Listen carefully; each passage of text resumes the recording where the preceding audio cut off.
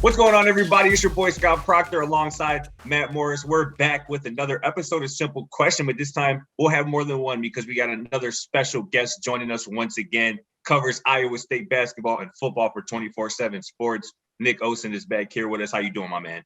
I'm great, man. I'm live from the United Center right now, actually, here in Chicago, covering the Sweet 16, and I know you guys are about as excited as I am. Let's roll. Yes, sir, man. We love to see it. We love to see it, man. Let's go back. So you told us on this very show about 2.5 weeks ago that the Cyclones had, quote, the potential and the propensity to make a little noise in March, end quote.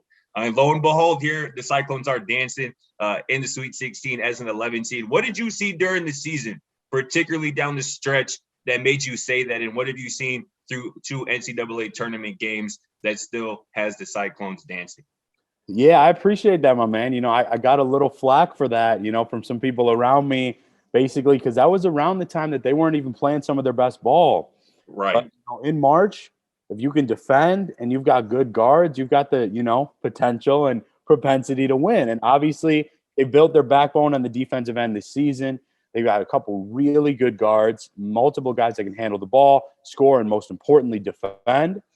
And now, most people would not have expected it, but they are into the second weekend with another matchup that they could very well win come Friday. Absolutely, Nick. And I think one thing that's been standing out to me is, especially in the 2 tournament games, there's been a different guy that's kind of stepped up. What has that shown you, and how has that showcased the depth that is actually there? Because it's not always Brockington. You had Hunter first and then Gabe in the next game. How exciting is it that there's kind of this next man up mentality with the Cyclones? Yeah, not only, do I think it's exciting, but I think it bodes really well for kind of the future and the, ceiling of this team, right? The best player all season has been Isaiah Brockington, and he hasn't necessarily, played to his highest level in the tournament, but they haven't needed it, right? Hunter had his incredible, national kind of coming out party that first game. And then Kelsher just took that matchup personally, as we've talked about, coming from Big Ten land as well. He showed it when he's now a member of the Big 12. And I feel like this is going to be an opportunity this week for Brockington to kind of get back. He hasn't not necessarily, played poorly, but not shot well, not played to the level that he's been at all season. And I think that's kind of a scary thing in terms of opponents for the Cyclones. 100%. And talking about these next opponents, talking about Friday's matchup with Miami in the Sweet 16, how similar or dissimilar are these two teams, do you think? Both teams are obviously double digits. Neither really were expected to be here, and neither really have the big name stars that some of these other programs have. I personally love Charlie Moore on Miami for the Canes. He's a Chicago kid. He put up 15, 8 assists, had 9 rebounds at 5'11" in the win over Auburn. Just talk to me how about similar or contrasting these two teams' styles and makeup are, and how you think that'll play out on Friday. Yeah, so from kind of a matchup base, they're nearly polar opposites in that, Miami's top 3 guards, you mentioned Charlie, obviously they've got McGusty and Wong. Those guys are studs, and that's similar to Iowa State. But they tend to kind of get their brand and, kind of their name from the offensive end, whereas Iowa State's top 3 players, all guards, can really defend while still being able to score. So while the Hurricanes probably are the more talented team, I don't think too many would dispute that. And, they've got a really good coach too. I've been impressed with TJ in game. I think that his, kind of in-game X's and O's and strategy have been really strong. And I think guys like Kelsher and Brockington are maybe going to be able to score, especially having a little bit of a size advantage, and Miami not being known for their one-on-one defense. Yeah, you make some great points there. And one thing I've noticed, and I heard Bill Self talk about it this week, is it's a different ball game when it goes from a team of you're one of 64 or one of 32 to now you're one of 16. How do you feel the Cyclones have handled this week leading up to the 16 and the obvious uptick in media coverage and the magnifying glass being on them? That's a really good question. There's no kind of issue that this is new to them, right? They were not expected to do this well. They did not have this type of media attention early on this season. But I think that they're a confident, loose bunch coming into this week. They've embraced this underdog mentality really since before the season. I didn't hit on it too much last time on the show, but they were not expected to do much at all. unanimously picked last in the Big 12 conference. At last. Multiple national commentators, this came out recently, coming into Iowa State, watching practices and saying, you guys play hard, but basically we don't expect much of you this year. That truly happened from some notable names. And now they've already proved everyone wrong, but this is a chance to continue to build. Sweet 16 is incredible, but Elite 8, that's kind of another level.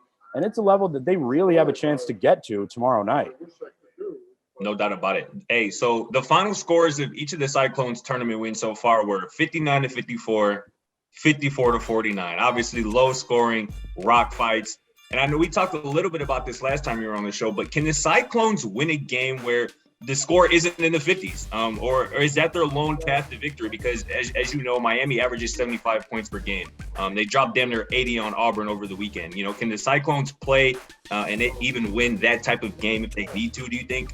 It's not ideal, and they certainly don't want to reach into the 80s.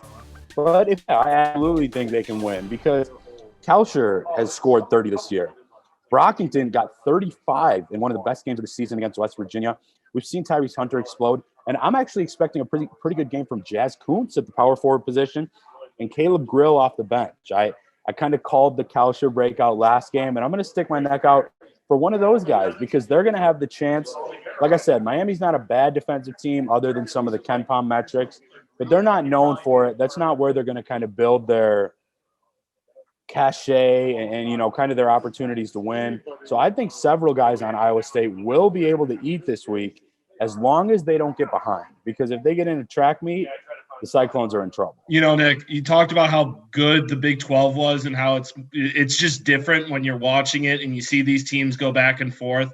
You got me believing in it. It does seem like it is the best conference because even the teams that lost in the second round, Baylor, TCU, Texas, they gave everybody a run for their money. What has this shown as far as the Big 12 really kind of make, even though they only had 6 teams make the tournament, what does it say about the Big 12 and the type of basketball that is produced that, Iowa State, which you said was supposed to be the worst, is now in the Sweet 16? Yeah, I'll admit, when I first started covering the team, late December, early January, I was a bit of maybe a skeptic, not of the team, but of how good this Big 12 was, just because I kept hearing kind of, we're the best conference, let's see really what this unit and conference can bring. But now, they very, very easily could have had 5 teams in the Sweet 16. They defend, there's talent all over, good coaching, and I think it is built really well. And not only, do they have these 3 teams still in it, but Texas Tech is a small favorite over Duke. Kansas is obviously a sizable favorite. And Iowa State, like many people may not be picking them, but know that the matchup can bode well for them, especially if they can keep it low. So I think the conference just shows its depth, its defense, and its overall intensity from the regular season. Probably last question we got for you, Nick, before we let you get up out of here and get back to your coverage, man. Last time we talked, I know you said that you were pretty high on Gonzaga, like I am. We still feeling that way. And I know you also mentioned Kentucky and Illinois. They obviously fell off, but none of that matters. None of that matters because you called Iowa State in the Sweet 16 being here. So, but just talk to me about how you feeling about Gonzaga and really kind of the rest of the field outside of Iowa State. Yeah, thank you for the props on the big one. Of course. There's no defending Kentucky. I think Illinois let a lot of people down. 100%. I don't know how they didn't put it all together with that type of talent. But Gonzaga, yeah, I am feeling still pretty high because Memphis has a ton of talent. Obviously, they made things tough on them. But, man, those 2 bigs on Gonzaga, the guards have been playing better. Actually, a former Cyclone, Rasir Bolton. So they've got talent through the roof. I think that they probably match up better with Texas Tech because they have so many scoring opportunities. And obviously Duke beat Gonzaga earlier this year. So I don't think that's great for the Zags, but I am still very high on them. They're certainly still, my favorite to win. But I would not count out Texas Tech. As of right now, I would say I'll say this. I think the national champ probably comes out of that region. Okay. I'm pretty comfortable with that. I agree. That makes sense. I think that's interesting about Texas Tech. I think that's something that we might have to revisit in a couple of weeks that might end up also coming true again. That's very interesting. That was my pick to come out of that bracket. So thank you for giving us a shout out, Nick. That gives me some confidence.